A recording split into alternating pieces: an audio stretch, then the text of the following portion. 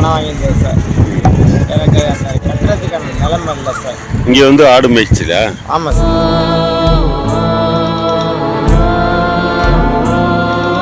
3 லட்சம் ரூபாய் கடனுக்காக ஆடு மேய்க்க கொத்தடிமையாக வந்த 3 பேர். நாங்கள் 2 பேர் தான் சார் ஃபஸ்ட்டு வந்தோம்.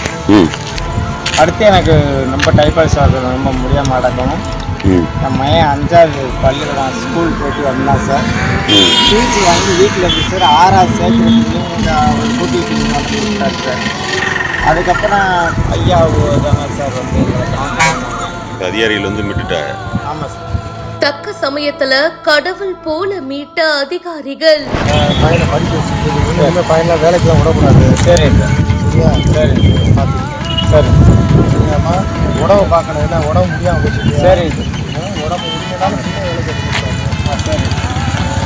உங்களுக்கு அரசு உதவி செய்யும். அரசு வந்து நிவாரணம் வந்து எல்லாமே பண்ணணும். நம்ம அதுக்கான உங்களுக்கு உதவியாக நம்ம இருப்போம். சரிங்க. தைரியமாக இருக்கும். சரிங்க. அதிர்ச்சியான பின்னணி என்ன? எந்த ஊர் எல்லாரும்? எல்லாரும் ஆவடான்னு சார்.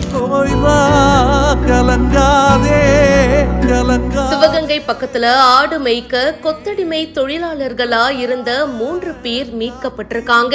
இது சம்பந்தமா புகாரும் வந்திருக்கு. சிவகங்கை மாவட்ட சட்டப்பணிகள் ஆணைக்குழு செயலர் சார்பு நீதிபதி ராதிகா, சிவகங்கை RDO விஜயகுமார் மற்றும் பல்வேறு துறை அலுவலர்கள் அடங்கிய மாவட்ட கொத்தடிமை தொழிலாளர் முறை எதிர்ப்பு குழுவினர் சிவகங்கை பக்கத்துல சாணிப்பட்டி கிராமத்துல ஆய்வு பண்ணியிருக்காங்க.